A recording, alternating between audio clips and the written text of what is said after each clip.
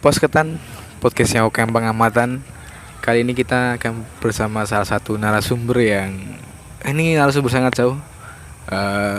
Tadi baru sampai Jogja jam 8 malam ya. Dia katanya sih naik 7 jam darat dan 3 jam laut untuk sampai Jogja. Kalau kemarin di episode kemarin kan narasumber kita itu terpantau 3 jam laut dan 2 jam udara. Turun di Watu Kodok. Kalau kayak ini turun di Perumnas. Ya, kita kenalin dulu salah satu narasumber kita. Namanya Ezi. Ezi ini salah satu teman juga, dulu teman kerja. Tapi kita kenalin dulu narasumber kita. Monggo Mbak Ezi berkenalan dengan para pendengar dari Posketan. Halo, kenalin nama aku Ezi. Kasih tahu nggak nih aku dari mana? Boleh? Boleh. Oke. Aku aslinya dari Padang. Di Jogja mencari uang, terus ketemu seorang. Kamu siapa nih? Kamu dipanggil apa nih di sini nih? Talent. Oh, talent. Talent. Dipanggil untuk menjadi talent. Soalnya admin UKM Pengamatan sampai sekarang belum tahu siapa sebenarnya. Oke, baik. Masnya aja ya. Awalnya masnya. Nih kan tadi bilang dari Padang nih, ke tujuan dari Padang ke mana? Ke Jogja itu sebenarnya ngapain dulu? Awalnya tujuannya buat kuliah doang ya. Selesai kuliah kayaknya kira-kira mau kemana ya. Terus karena udah nyaman di Jogja juga, terus ketemu teman-teman yang baik-baik, yang lucu-lucu, yang aneh-aneh ya. Terus akhirnya memilih kayaknya kerja di Jogja aja deh. Kayaknya seru di Jogja. Sampai sekarang deh. Berarti total berapa tahun tuh? Dari 2015 sampai sekarang. Berarti berapa Berarti tahun? udah 8 tahunan ya? Iya, lumayan. 8 tahun Jogja. Nah, 8 tahun di Jogja itu kan waktu yang enggak pendek ya. Maksudnya pasti ada beberapa kejadian-kejadian. Waduh. Ini kan kita membahas horor loh ini. Iya, siap. Masih ada kejadian-kejadian horor karena di stigma masyarakat itu banyak yang bilang bahwa kalau kamu di Jogja kalau belum ketemu horornya berarti kamu belum sah di Jogja. Wah. Kecuali horornya UMR itu beda lagi. Aduh. Kalau itu selama-lamanya deh kayaknya lebih horor sedih. ke hal gaib ya. Nah, tapi sebelumnya karena kamu kan asli Padang nih. Iya. Nah, asli Padang terus ke Jogja itu kan istilahnya ada sesuatu yang berbeda nih dalam artian entah suasananya lah atau dari segi apa ya namanya? Segi apa yang kamu lihat di Padang sama di sini kan beda. Oke. Nah, itu kamu merasakan perbedaan itu nggak sih sebenarnya? Ngerasa banget sih.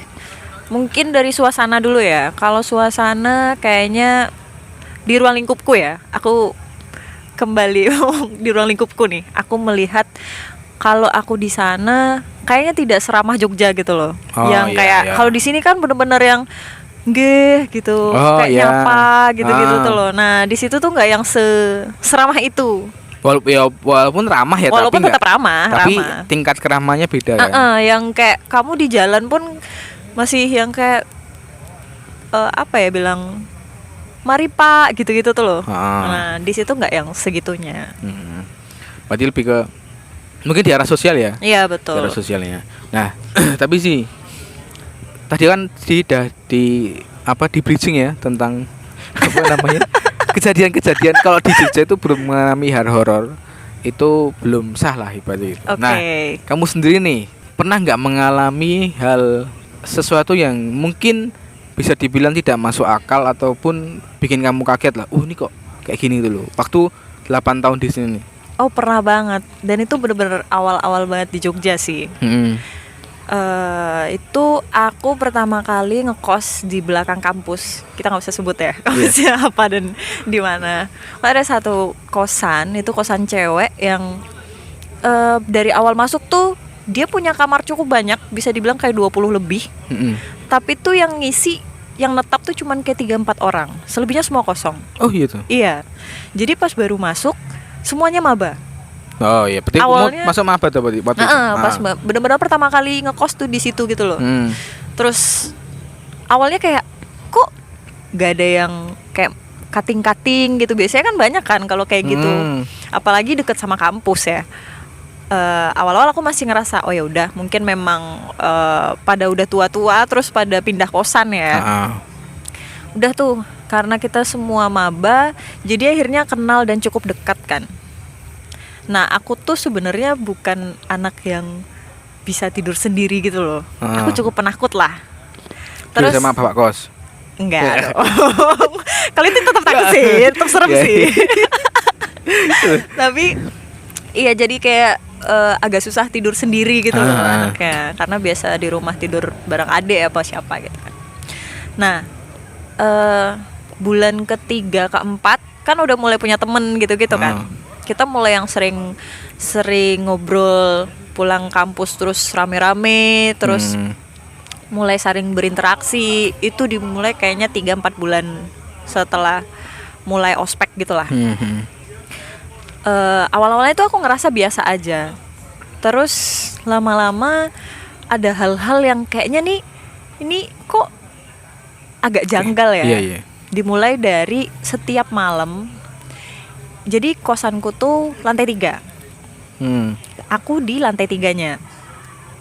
Terus di atasnya kamarku itu buat orang ini loh, jemur pakaian gitu-gitu. Jadi yang di atas itu tuh bener bisa buat orang main, buat duduk-duduk. Nah kita tuh kadang sering di situ.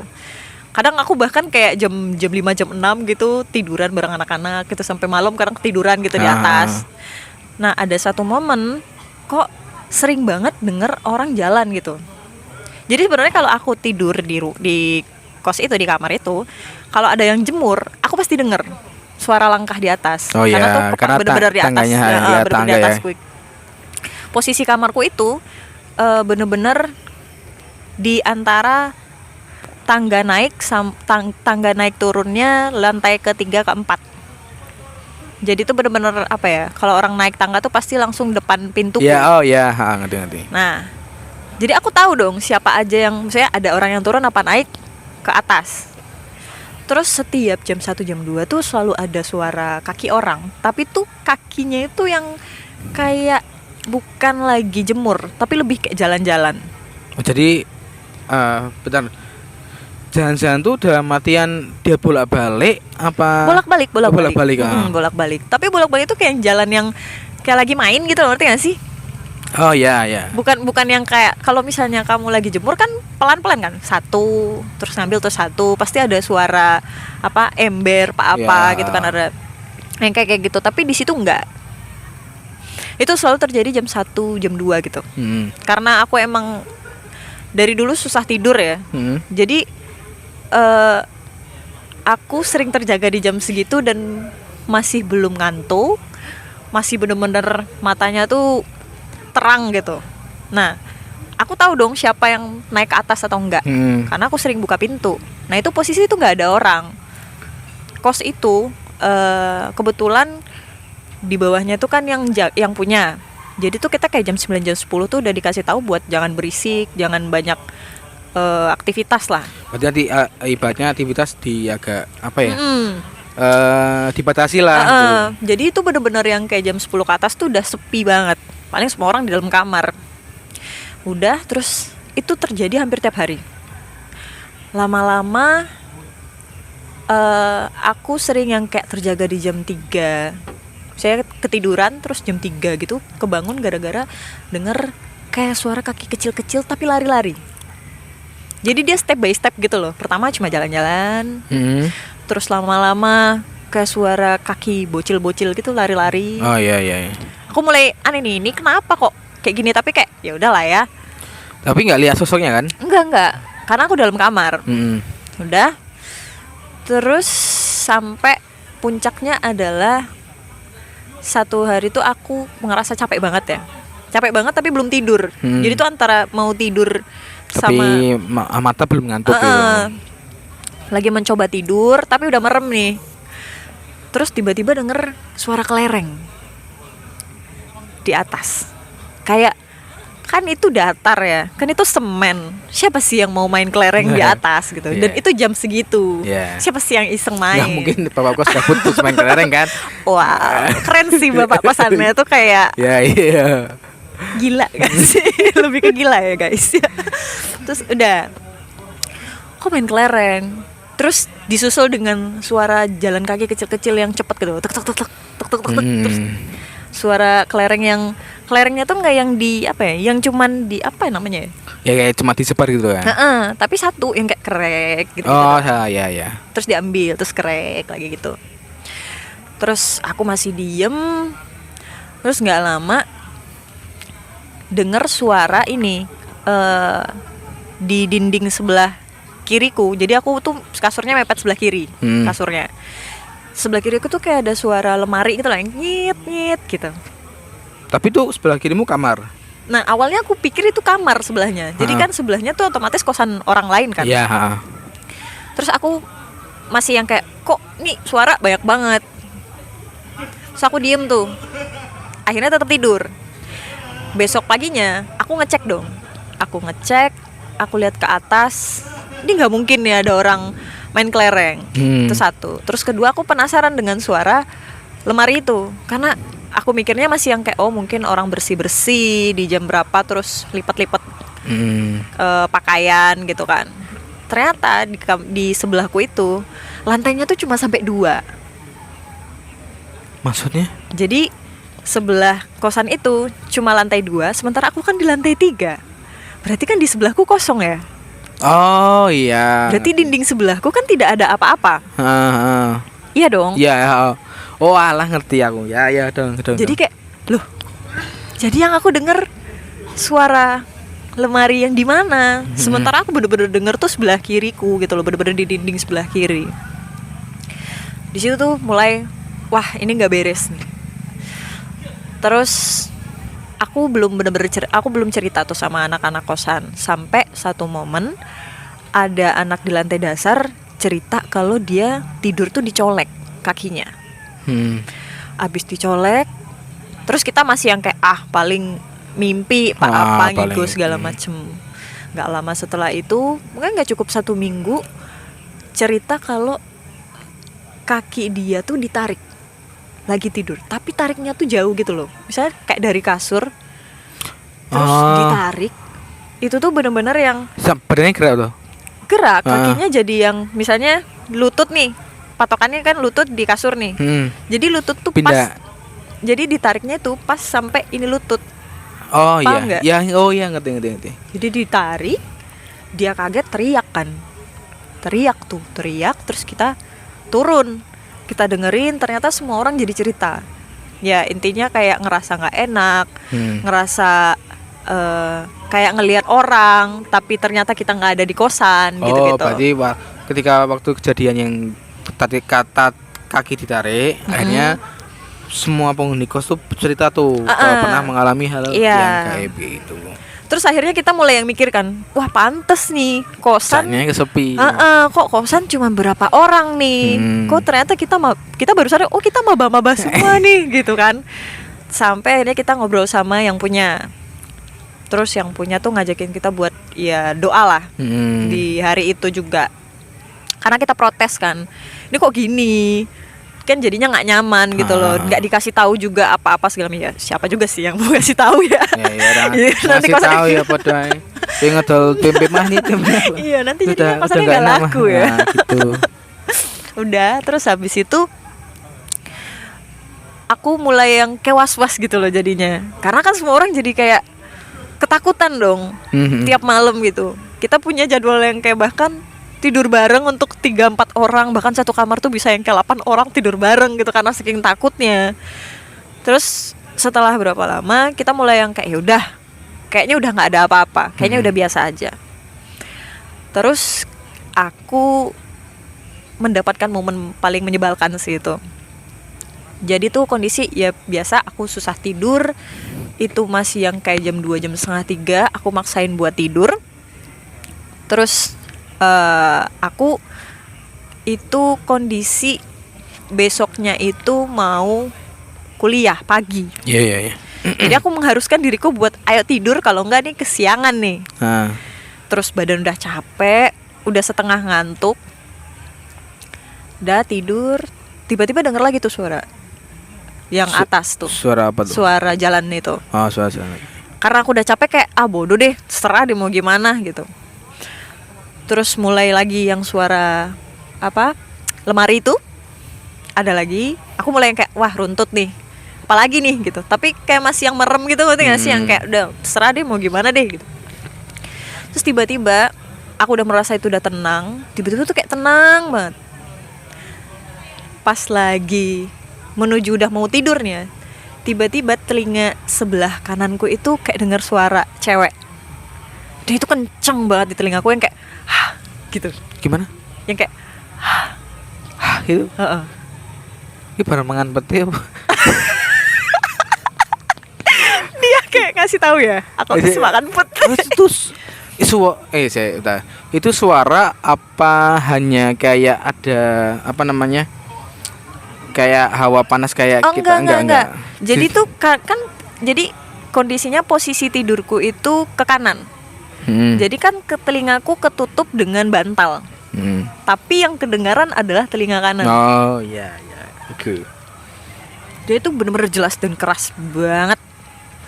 Aku kebangun, aku kaget. Kebangun kaget, terus aku kayak ngerasa kayak ada feeling yang ini kayak depan pintu kamarku deh gitu. Ngerti gak sih? Kayak ada, nggak tahu ya, kayak aku ngerasanya tuh kan di bawah pintu tuh kan tetap ada celah itu ya. Nah itu tuh gelap. Biasanya tuh nggak gelap. Karena apa yang lampu kan pasti hidup. Iya. Lah kok gelap ya? Wah, aku udah deg-degan dong. Wah ini depan pintu nih gitu. Oh berarti ada bayangan sosok. Tapi di belakang, maksudnya aku nggak lihat. Tapi itu di iya, bawah. kan Iya ada gitu kan. Karena aku capek ya. Jadi aku kesel dan marah pada waktu itu. Marah. Aku buka pintu tuh. Aku buka pintu terus yang kayak ngomel gitu, ngerti gak sih? Ini apaan sih gitu, kayak mau ngapain sih gangguin? Apa sih mau ngapain? Orang mau besok mau kuliah pagi gitu. Aku marah-marah kan. Terus nggak tahu kenapa tuh kayak rasanya tuh pengen mana nih gitu. Aku kayak ngerasa pengen mukulin tuh. Ya karena saking keselnya. Keselnya terganggu ya.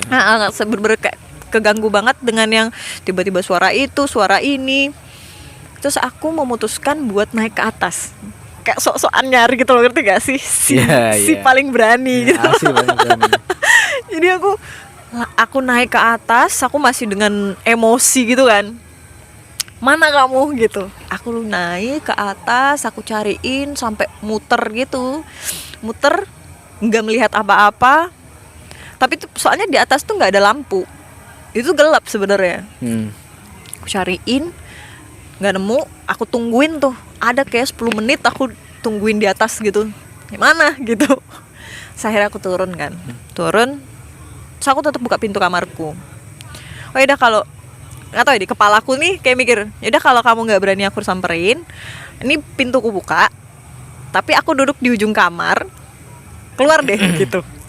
Oh ya, ingin nantang ya. Jadi kayak itu tuh kesel banget karena capek banget. Udah. Terus kutungguin, nggak ada sama sekali. Terus akhirnya aku tidur dengan kondisi pintu kamar tetap kebuka. Saking kesel ya. Itu sih yang paling ini banget. Memang awalan yang benar-benar menyebalkan itu. Oh, berarti itu kok di total nih, kamu di situ berapa bulan sih? Aku nyukupin setahun karena di situ bayarnya kan setahun ya, sayang banget kan. Tapi di waktu setahun itu kan banyak yang diganggu kan berarti. Maksudnya nggak cuma kamu toh? Iya betul. Apakah yang lain tetap bertahan atau? Yang lain tetap bertahan. Kita semua tetap yang akhirnya kayak ngobrol bareng-bareng gitu kan. Kayak mewajari ketika tiba-tiba siapa di dalam kamar siapa gitu. Sampai yang yaudah kamu mau tidur di mana terserah.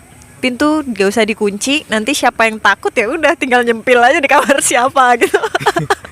Karena semua kayaknya hampir semua gitu loh yang ngerasain hal kayak gitu. Oke, berarti setelah 1 tahun di situ dengan banyak gangguan suara, kaki dan segala macam, berarti kan otomatis pindah tuh. Pindah. Habis pindah masih merasakan itu lagi atau gimana? Oh, ada lagi dong. Ada nih. Itu Di kos baru itu kosnya lantai 2. Ini kos baru jaraknya berapa meter? Apa berapa kilo kah atau? Dari kosan lama. Ah, Gue jauh banget, mau nyampe sekilo. Oh nggak nyampe sekilo, masih daerah-daerah situ lah. ah. Terus aku kan tidur nih, aku di lantai 2. Jadi kalau aku buka pintu itu langsung apa ya, kayak balkon buat orang jalan mau ke kamar mandi. Terus depannya atap rumah orang lah. Jadi nggak ada apa-apa. Terus aku itu kondisi tiba-tiba kebangun terus kebelet pipis. Kebetulan aku ngambil yang waktu itu kosannya kamar mandi luar. Jadi kudu keluar dulu kan. Terus tiba-tiba bangun tidur, pengen pipis, masih setengah sadar nih, buka pintu. Kalau misalnya lampunya kan tetap menerangi bagian atapnya rumah orang depan kan. Ya. Terus aku tuh pokoknya aku ke kiri mau ke kamar mandi, mataku sebelah kanan itu ngelihat sesuatu yang ini kok rame ya, tapi kok di atap. Dari ekor mata ya? Dari ekor mata nih awalnya. Dari ekor mata, karena kan masih setengah ngantuk nih, belum sadar banget. Terus tapi aku pelan-pelan aja kan jalan terus aku mulai ngelihat, tapi ngelirik nih karena aku ngerasa tuh aneh kan. Ternyata tuh di atas atap itu tuh ada beberapa kerucil-kerucil. Kutu-kutu apa sih Ki? Kayak bocah-bocah gitu, tapi bukan bocah, ngerti gak sih? Oh iya. Kita anggap aja dia tuyul ya. Ya. Tapi tuh jelek banget. Yang kayak diomongin orang kayak alien gitu, ngerti gak sih? Oh iya. Kayak alien yang kayak hijau berlendir gitu-gitu tuh loh. Yang tangan kakinya emang panjang-panjang gitu, ngerti gak sih? Aku nggak tahu ya itu apa, tapi aku menganggapnya itu tuyul ya pokoknya. Karena mungkin mereka sadar aku ngeliat, tapi aku maksudnya setengah badan gitu loh, serong doang ngeliat. Terus aku langsung jalan cepet kan. Terus di kamar mandi aku menyiapkan mentalku nih. Karena harus balik lagi. Iya, harus balik lagi nih ke kamar kan. Ini gimana ya? Lari kali ya? Lari nih aku lari, tapi sepanjang lari aku ngeliatin mereka kan. Karena kayak mending aku sekalian lihat dong, daripada aku penasaran. Daripada nanti tiba-tiba ternyata mereka dekat aku nanti. Iya. Jump scare kan gak lucu ya. Jadi aku sambil ngeliatin mereka, terus mereka tuh ngeliatin aku semua sampai aku tutup pintu. Itu aku udah nggak tahu sih. Ini menarik sih. Tapi kalau boleh spill nih, tempatnya di mana ya? Jangan. Gak ini aja, daerah. Babarsari kah? Ya. Daerah Babarsari ya. Babarsari. Oke. Ya, berarti tahu kan teman-teman Babarsari itu kampusnya apa aja. Jadi bisa tahu nih kampus mana nih kos-kosannya. Ya gini ya, mungkin nggak semua sebenarnya kalau menurutku bisa mengalami hal gaib ya. Maksudnya mungkin ada yang merasakan tapi cuek aja, ada yang ngerasain tapi kayak ya benar-benar ngerasain tapi kayak ya udahlah biarin mereka gitu loh, kayak gitu kan ada juga. Nah, kan kamu udah mengalami hal-hal kayak gitulah. Nah, kan kamu kan di Padang nih sih. Apakah Apakah di Padang kamu juga mengalami yang seserem itu juga itu? Wah, enggak sih. Jujur sih ya, aku baru ngalamin yang kayak gini tuh bener-bener di sini sih. Oh, di Jogja. Jadi memang beda ya, maksudnya mengalami hal-hal gaib ini yang seru tuh di sini. yang cukup ekstrim ya. Karena kayaknya dulu kalau dulu tuh paling kayak misal masih main sore-sore. Nah aku pernah tuh satu waktu sore-sore main petak umpet nih, dimana? Nih waktu di Padang. Jadi waktu itu masih umur berapa ya, kayaknya SD SMP gitu lah. Ceritanya main petak umpet, tapi emang udah maghrib yang orang udah mau azan gitu loh. Tapi masih main kan. Kebetulan mainnya di dekat rumah orang yang belakangnya itu jurang sebenarnya. Nah, aku ngumpetnya di sana, di belakang rumah itu, dan belakang rumah orang itu tuh langsung yang jurang dalam banget gitu loh. Yang tahu nggak sih? Nggak tahu nama pohonnya apa, tapi itu bener-bener yang udah pucuknya gitu loh. Artinya itu dalam banget kan. Lagi main tak umpet, tiba-tiba kan aku madep ke arah yang si jurangnya. Terus ada kepala orang yang pakai apa ya namanya, tudung gitu ya, yang kayak buat penyihir gitu, tahu nggak sih? Oh ya. Nah yang kayak buat penyihir gitu. Terus Tapi tuh yang apa ya? Mukanya tuh nggak kelihatan, tapi jubahnya tuh kelihatan. Tapi tuh dia berdiri di antara semak-semak dan pucuk-pucuk si pohon itu.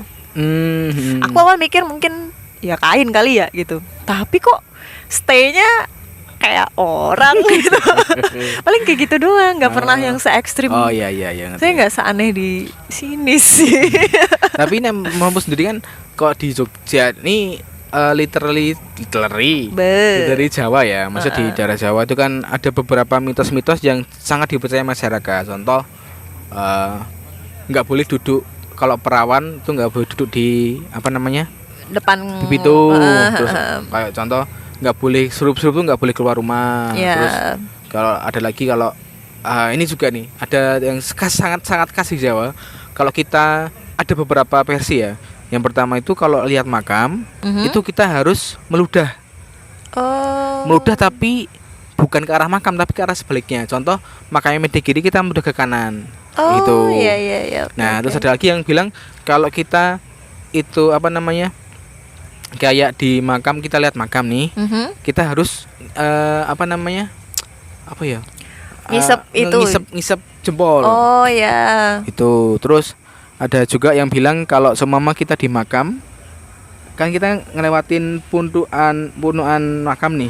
Nah kita harus balik lagi nih. Contoh aku ngelewatin makam, terus aku harus ngelewatin lagi gitu loh ibaratnya. Oh, balik lagi gitu. Balik lagi gitu. Oh iya. Nah di Padang sendiri ada nggak sih kayak gitu? Karena ya maaf ya, karena stigma Padang ini kan sangat Islami sekali. ya nggak sih?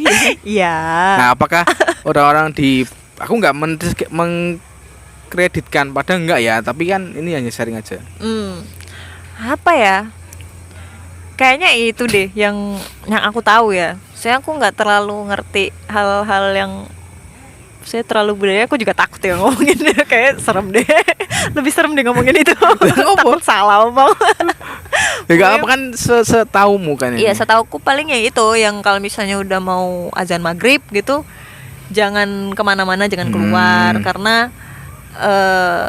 apa ya, kalau kita anggap perpindahan jam gitu. yang bisa tiba-tiba hilang atau diumpetin apa. Tapi di situ kayaknya aku zaman kecil tuh cukup sering loh dengar case-case yang anak siapa tiba-tiba hilang terus nanti ketemu di mana gitu. Oh ada. Ada. Karena dulu ponakan saya juga gitu.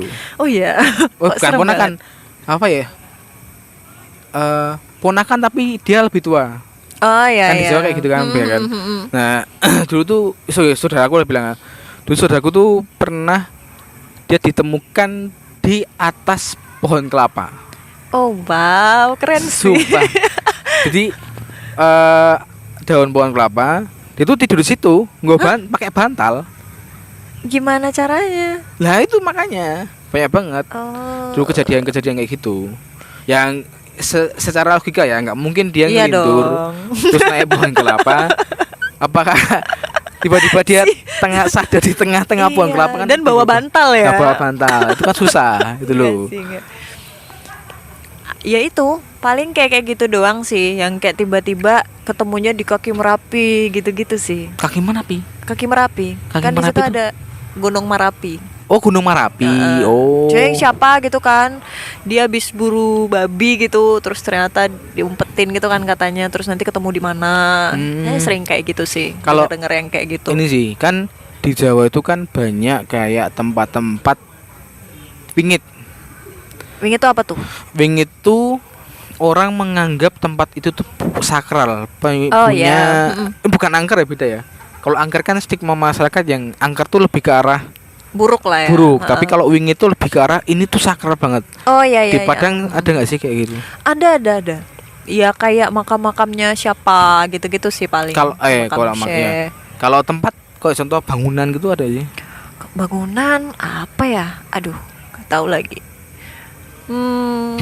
Gak ada sih, paling yang aku tahu paling kayak masjid-masjid, terus rumah adatnya sana. Oh gitu. Misal kayak rumah adat apa gitu kan, tahu itu nggak sih, apa sih yang bola api itu lah, aku lupa sih kalau di Panas Padang. Pati. Aku lupa kalau di Padang namanya apa ya. Oh, ada juga. Ada juga di situ. Dan kan Istana Pagaruyung tuh kan sering kayak berapa kali? Kok aku sering sih? Aku pernah dengar tuh kayaknya 2 kali deh. Dan itu gara-gara itu. Gara-gara yang ya Banaspati ya namanya. Kalau Aku sini lupa Banaspati. di sini namanya apa. Berarti beberapa tempat tuh kan versinya beda-beda. Iya, namanya aku lupa tapi. Oh, ada juga. Tapi ya? ada kayak gitu. Oh. Jadi Tapi ada istananya. ini aku yang mau sangat penasaran. Santet. Wah, Di sana apa ya? Kan kalau kebanyakan beberapa cerita yang beredar di masyarakat itu kebanyakan santet itu kalau nggak Jawa, Kalimantan. Oke. Dah itu aja. Ya. Maksudnya yang sering dibicarakan. Apakah di daerah sana apakah booming juga, sering dibicarakan juga atau gimana? Sering banget sih. Oh, ada. Menurutku cukup sering ya. Gak tahu sih ya. Aku ngerasanya kayak cukup sering gitu. Kayak yang ada beberapa daerah gitu yang bukan di otakku ya. Tapi ada beberapa daerah yang kayak kita harus was-was gitu. Misal sama orang mana gitu. Tapi itu Sumatera. Aku nggak bisa sebutin ya nama tempatnya apa. Tapi itu beberapa tempat gitu kayak yang oh kalau orang ini hati-hati loh sama orang ini. Atau misalnya kayak orang apa ya, abangku dulu tuh namanya PKL, ngerti nggak? Yang kayak PKL gitu ke kota mana, terus diwanti-wanti buat jangan, pokoknya hati-hatilah kalau misalnya sama cowok-cowok atau cewek-cewek di sana, mereka kayak gimana, bisa tahu-tahu kayak dikasih apa ya, ada pelet-pelet gitu-gitu juga. Tetap ada sih. Ada sih dulu tuh. Jadi ini orang terdekat lah ya. Jadi dia kan kayak bisa mijet gitu loh. Dia bisa mijet.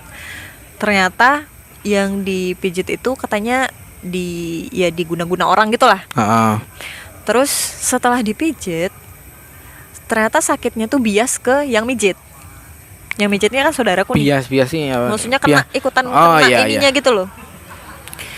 Terus sampai satu waktu tiba-tiba di bagian lutut sebelah apa ya, sininya apa sih namanya nih, Tempurung. lutut sebelah lutut nih kan, lutut sebelahnya itu ada satu bisul gede banget. Satu, besoknya di sebelah kiri, pertama kanan nih, terus besok sebelah kiri tapi sejajar. Terus berlanjut ada lagi di bawahnya, sebelahnya lagi juga sejajar. Jadi tuh bisulnya sejajar.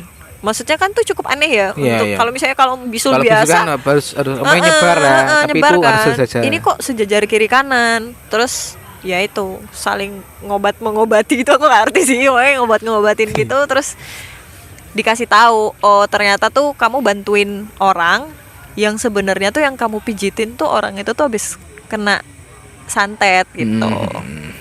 Berarti ada juga ya, maksudnya ada banget rata sih. Ya berarti kayak gitu, tapi mungkin kurang di up ya mungkin. Iya. Maksudnya kurang banyak cerita kayaknya juga. Serem juga sih, kayak cukup serem sih menurut. Enggak kurang itu sih itu sebenarnya. Bukan juga. Boleh kan itu sampai fisik ya, yang kayak bener-bener ngelukain gitu loh. Itu serem sih. Nah, ini kan kamu tadi ceritakan kalau udah 8 tahun di Jogja kan.